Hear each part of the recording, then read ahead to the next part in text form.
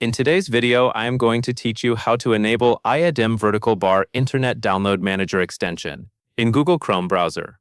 To begin, open Google Chrome on your computer. Once Chrome is open, go back to the Manage Extensions page. On the Manage Extensions page, look for the extension called IDM Integration Module. If IDM is installed correctly on your system, this module should appear in your list of extensions. When you find IDM Integration Module, click on Details. The Details section is useful because it gives you more control over how the extension works inside Chrome. Now, check the main toggle switch for the extension.